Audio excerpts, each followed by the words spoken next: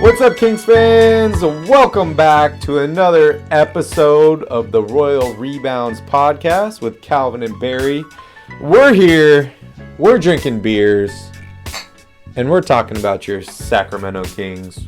Oh, that's delicious. Calvin, what are we drinking today? Today we are drinking the Hana Ho Hefeweizen from Waikiki Brewing Company as we continue to keep it local on our summer relaxation tour in Maui, Hawaii. Hana Ho, if you're not familiar, means one more time or do it again. So I guess that means we have to have another one, right? When we're done with this. Yeah, you can just keep having another one with this beer. It's that smooth. All right, so we're going to jump right into today's topic. The special thing about today is NBA free agency is officially here. There's been a bunch of deals all around the league. Yeah. Not too many crazy superstar moves or surprising ones. We haven't seen Kawhi Leonard sticking with their teams, right? Re-signing deals, but a ton of guys sticking with their current teams. And I think that maybe has something to do with the cap space. Not a lot of teams have cap space. And the teams that do, frankly, aren't very good teams. So right. Yeah. Sorry to all my New York Knicks fans out there. Every year it's like, this is the year we're going to sign, they had the most cap space, $50 million out of any team in the league. And they re-signed Derrick Rose, which is a good move.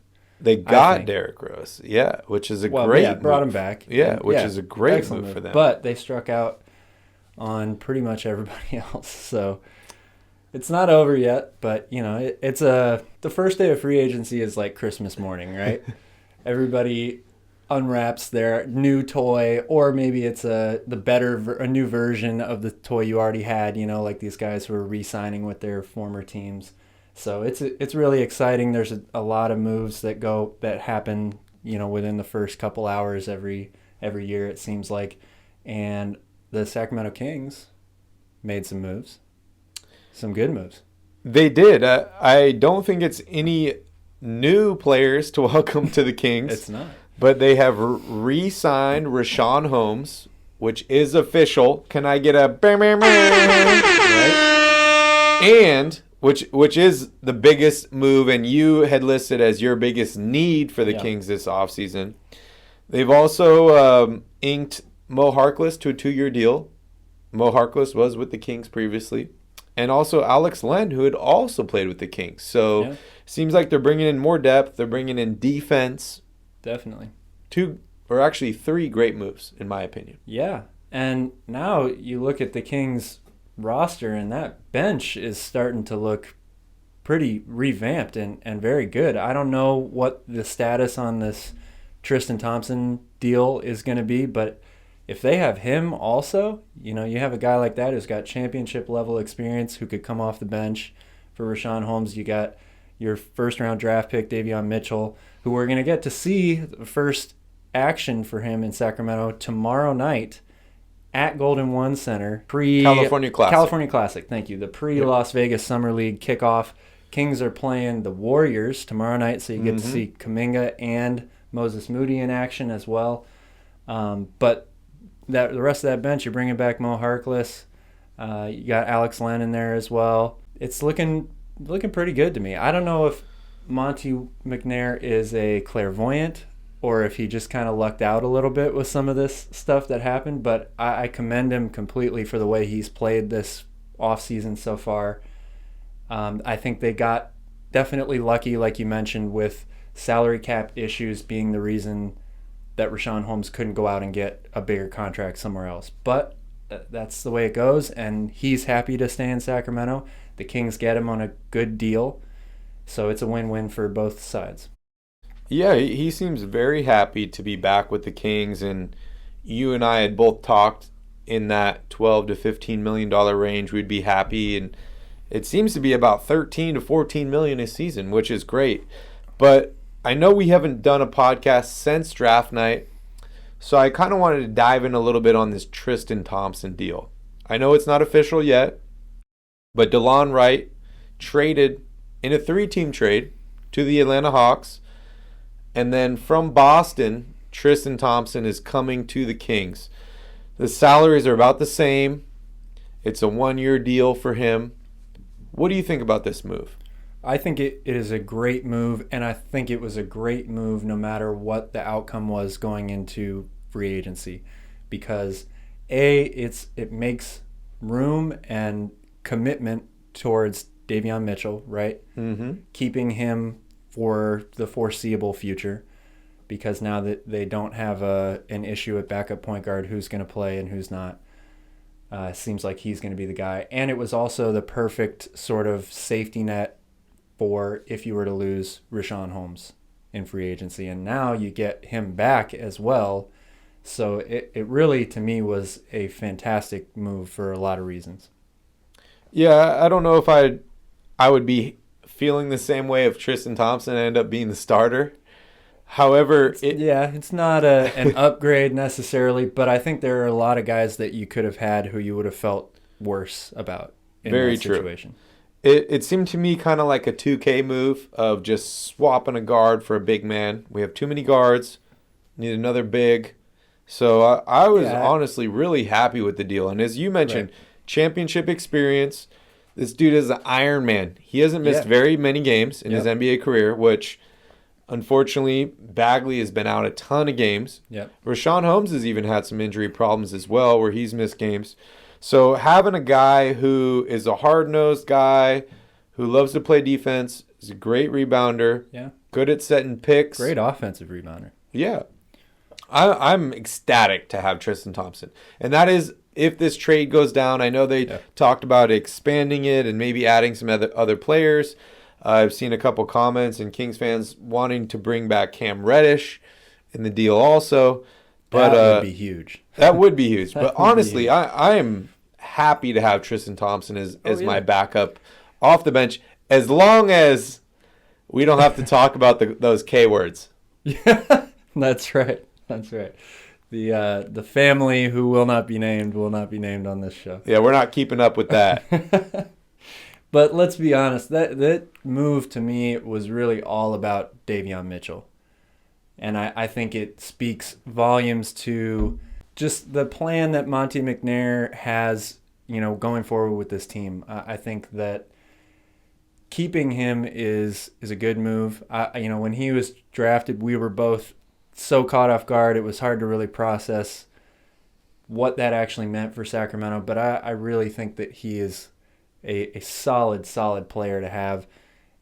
You can never have, or having that much talent in your backcourt is a good problem to have. And for somebody who's a rookie, he's going to come in and learn the ropes from De'Aaron Fox and Tyrese Haliburton. It makes a lot of sense. So making a move that makes him more of a focal point on this team, I think is fantastic. Yeah, and you and I had both talked all last season that the Kings were missing a guy like a Rajon Rondo or a Jimmy Butler or a Draymond Green. One of those guys that just is going to get in other people's face. He's going to do the dirty work. He is going to propel this team with his will. And I think that Davion Mitchell is that guy. I think that he loves to play defense. I think he takes pride in shutting guys down. You don't get a nickname like Off Night if you don't take pride in shutting guys down. I do want to give a shout out, Off Night. Great nickname, one of the best I've heard. And I've also heard a nickname for the backcourt of De'Aaron Fox, Tyrese Haliburton, and Davion Mitchell. They're calling them the Off Nights. It's a play on the Kings. Okay. So I love that. I haven't heard that yet. We might have a t-shirt coming out soon with the Off Nights on it. Typically when you're a backup point guard or even if you're a starter and you're playing against the backup sometimes, you're like, oh, I got a little rest here. Maybe I don't have to try as hard. Maybe I can score a little bit more right now while the starter's resting. Well, that's not going to happen anymore because when De'Aaron Fox and Tyrese Haliburton's on the bench, people aren't going to be licking their chops because they're going to be stuck with this guy. Yeah. Yeah, and he's out to prove that he's worthy of being a top 10 pick, that he's going to fit into this team. And, if the Kings can revert or turn around the culture from being one of the worst, if not the worst, defensive team in the league to even a middle of the pack team, a team that you come to Sacramento and you know you're going to have to work hard to score on in one off season. That's remarkable. I mean, you can't ask for anything better than that. Yeah, it's truly incredible. I know you and I are both stoked about the draft prospects, but let's move a little bit further on. We're happy about Tristan Thompson. We're happy about Davion Mitchell. Both of them seem to bring more defense to the Kings. You look at the signings: Mo Harkless, defensive specialist; Alex Len, defender. Can't do much on the offensive end, but great at rebounding, great at blocking shots. He's a big guy, 7-footer. So it seems like Monty and company have really put a focus this offseason on bringing guys to the Kings that are going to do the dirty work, bringing guys to the Kings that are going to rough other players up and just make stuff not so easy. And they've put a big emphasis on rebounding and defense. Yes. And I love Very it much because so. you and I talked all last season that's what they were lacking. Yep. And even when they did play defense last season, they would have 20 seconds of great defense, force a bad shot, and then they wouldn't get the rebound. Yep. And that is a killer for you. Yeah, absolutely. I mean, you can't. It's the NBA. Guys are too good a shooter, too good of an offensive player, all across the league for you to give them that many 2-3 second shots opportunities. Yep. And what do coaches always preach? The best time to take a three is off of an offensive rebound, right? Because everybody is scattered all over the court. They're in the paint, whatever, trying to get rebounding positions. So, and this was a team that was dead last in three-point defensive efficiency last year. So, and giving up over 120 points a game. Yeah. All great moves. Like you said, I think that Monty McNair's approach to this offseason really couldn't have been better, and it's very calculated. You know, they knew they weren't going to have a lot of money to spend going into this, so it makes sense that you would target guys who just played for Sacramento, right? Yep. Hey, come on back, let's run it back one more time. We're revamping things. We're going to go about it a different way. Let's do this. Let's make the playoffs. You and I haven't been a big fan of Coach Walton. However, I do have to commend Monty and company in the fact that he is really preach consistency with this team, and that's what happens when you bring back players that have already played for the team. Yep. When you bring back a coach that's already been there, he's obviously has a plan and he's sticking to it, and he's building off of something. He hasn't reached on anybody in the draft. He hasn't overpaid any players to come to Sacramento. Yep. All great things. I don't think Monty has made a single move that's handicapped us for the future. He's done exactly what he said he was going to do from the very first day that he took this job. And you and I were both so excited to have somebody in that role that was incredibly qualified for his position, and we felt like very smart and going to make very calculated moves to make this team better. That's exactly what he's done. That's exactly what he's done. So I want to dive in here on Buddy Hield a little bit. I know there's the biggest question mark now. I know there's been a bunch of movement around and too many guards, so we need to add some bigs, and Buddy Hield's just been kind of sitting there. I know that deal fell apart with the Lakers, and there's been some mentions that the Lakers are still interested in Buddy Hield. Dennis Schroeder has not been re-signed. Andre Drummond is still available. I know if Richaun Holmes hadn't re-signed with the Kings, this deal would have been potentially more viable for them. But I've heard a little bit about a Dennis Schroeder, Andre Drummond sign and trade for Buddy Hield. It seems unrealistic to me just because point guard and center are now, depending on this Tristan Thompson deal, are now by far the two positions that the Kings need the least to add somebody, I would say. However, I really think that you got to move Buddy Hield at this point. Number one, he's already had, we've gone through these ups and downs where it wasn't really sure if he wanted to play in Sacramento anymore. There's been talks about moving him for a long time. He was very nearly traded on draft night. And this whole movement of let's get guys in here who play defense and rebound, we all know Buddy's not that guy. Doesn't mean you don't still need shooting and you don't still need scoring, but I think everything that they've done to this point, up into today, into the opening day of free agency, has basically alluded to the fact that Buddy's probably not going to be with this team very much longer. So I think he needs to be moved. I don't disagree with you on that point. I do think a positive for the Kings is Buddy Hield is a hard worker. He's a gamer. So I feel like all this other stuff that's around him maybe might be affecting his psyche a little bit, but it's definitely not affecting his work ethic. So he's still balling. Players who have great work ethic play good defense also. Yeah, and he is a little bit older, but he's still in the gym working hard, and I think can bring something to the Kings. I don't think he's their starting shooting guard, but he costs a lot of money to come off the bench. That's true, but if he can buy in as the sixth man for the next year and recoup some value before the Kings can figure out a place for him, that's not a bad thing for Sacramento.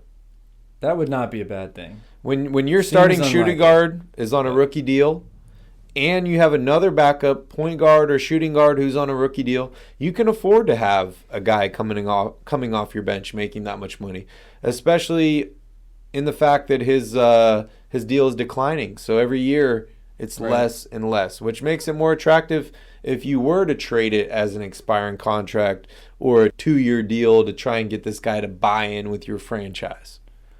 Yes, I agree with you. From a numbers standpoint, absolutely. That can work. I'm more thinking about this from a Buddy Hield personality perspective. I'm not sure he's going to be okay with coming off the bench at this point. Been with this team for a long time. Felt like he deserved the money he got, and rightfully so. I mean, he, like you said, he worked hard. He's one of the best shooters in the game. So he should get. Duncan Robinson got $90 million today. Mm-hmm. We're talking about a guy who a few years ago was playing Division III basketball.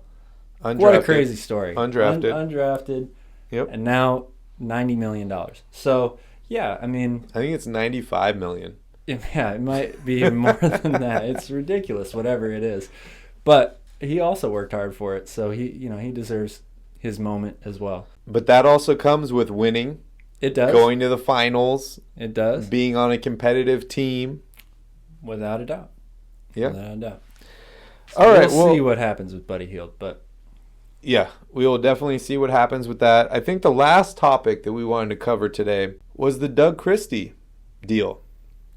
I, for one, this might be the least talked about thing. Well, definitely within the Sacramento community, it'll be talked about.